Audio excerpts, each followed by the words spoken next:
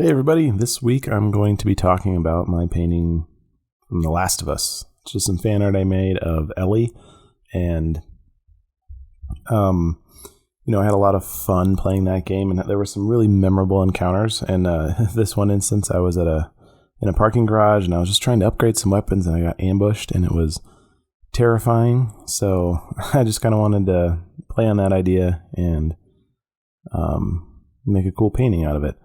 So yeah, I started this one with a quick sketch that, doesn't look great or anything, but then I went and blocked in some 3D models really quickly, and then brought those into Procreate, set up my perspective grid, and just started drawing on top of it. Eventually I'll just get rid of these. I'm just using them to get like a basic proportion and stuff out of it, and then,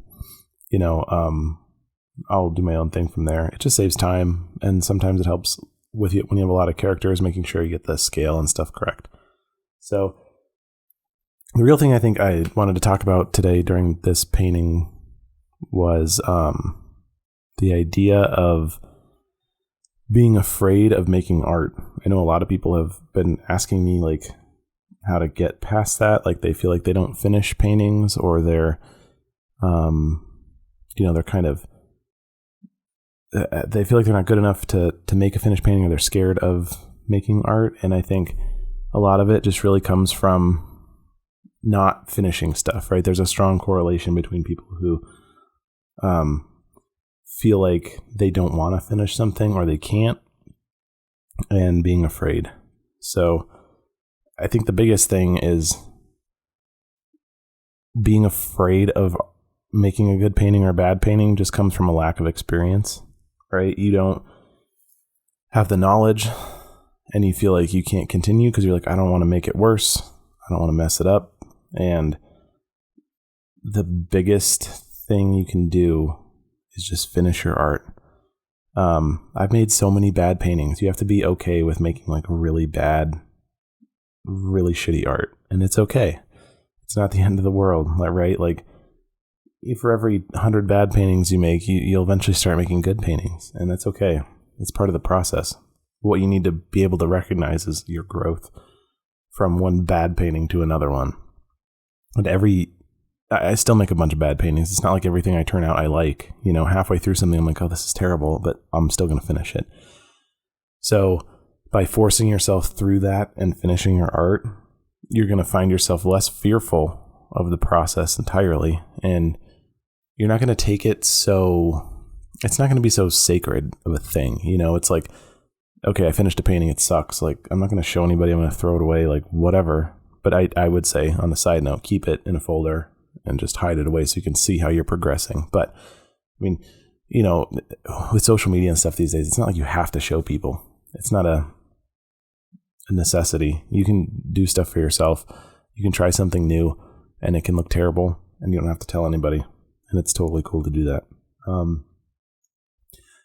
So, that takes away, like, the main things from the fear are, either lack the knowledge to finish something, or you lack the experience. And both of those can be gained through finishing a piece. The other thing that makes you scared is you're going to be judged online by a bunch of people, and they're going to tell you it's terrible. Don't put it online then, or just don't care. Because, like, why does somebody else's opinion about your art matter? I make stuff for me, and I like it, and that makes me happy, and I don't feel like I have to answer to anybody else when I'm making art. So, I guess the main point I'm trying to make is just try to finish your art. Try to finish each painting. When you start it, you're going to hit a point where it's going to look terrible. Right now, this painting that I'm working on here in the time-lapse doesn't look good. It looked really, really bad 1 minute ago if you rewind. It's looking better, and it's going to continue to look better until it's done. But, when you're not sure, you hit this point and you're like, man, this thing is ugly. I don't know how to fix it. I don't think I can. I suck at painting. I messed it up, whatever. But you need to start problem solving and figuring out what you can do to make it look better, and just experimenting. What's really good is if you are a digital painter and you're listening to this, like, you have the room to experiment with stuff. And if you're a traditional artist, a lot of times what I've done with my oil paintings is I'll hit a point where it just looks like trash, and then I will photograph it, and then I'll bring it into a Photoshop or a Procreate or whatever, and mess with it in there on top of it, and like paint over it, and see what I can do to make it look better. And then I get the freedom of, making choices and stuff without the consequences of having to repaint everything. So once I get something I'm happy with, I'll just use that as like a reference and finish the oil painting that way. So yeah, I mean, there's no consequences for making bad stuff. There's no consequences that are negative for experimenting and trying things. You don't have to do things the way everybody else does it, and you can just use that as a template maybe to get you started. And just trying something on your own is totally okay. And if it totally fails, that's fine. You just keep going. The only way that you can be a failure at painting is to not finish stuff and to stop working and not finish things. You're going to be a failure, and you're never going to progress, and you're never going to grow. So, all right, that's my rant for that. This painting was a lot of fun, by the way. If you haven't played this game, you definitely should. It's not a fun game.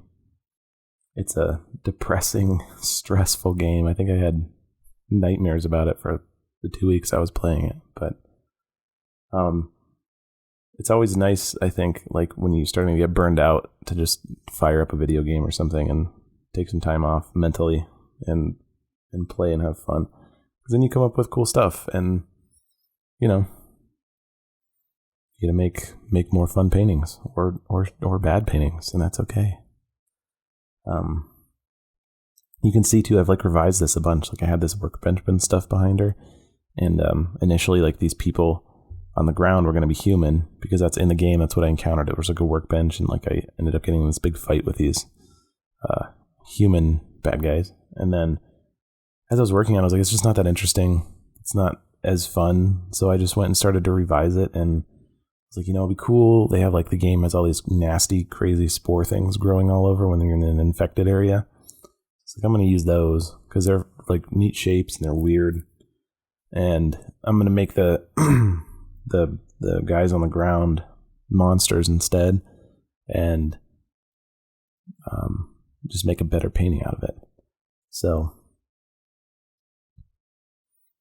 and there's lots of times, like, if you watch this, like, I mess up a lot. Like, another thing too that I did, because video game characters are just like impossible for me to draw. I feel like their faces are so nondescript sometimes. So I ended up taking a screen grab of Ellie's face and drew over it and painted over it and stuff, because I wanted to get the likeness right. So, and some people will be like, oh, that's cheating. You shouldn't do that. And at the end of the day, I wanted to make something cool. So I'm okay with it. I'm not trying to win any medals. I'm just trying to make some fun stuff. So I do think, though, that, a lot of times you should use those things as tools and not crutches. It's always better if you can draw something first.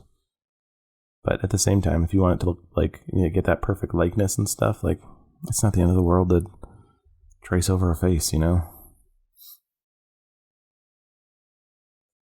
was also experimenting here with, like, because I felt like the blood was kind of a lot on the ground. I was like, well, maybe I could do water or something too.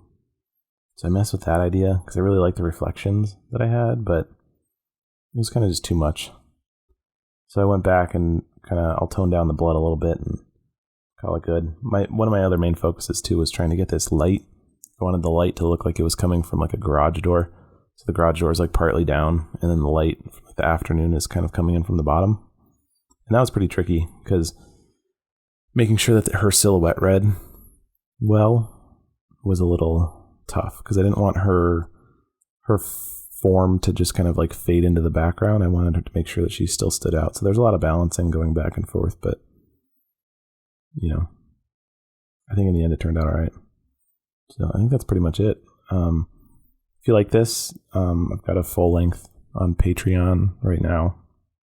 If you sign up this month, you'll get it, I think.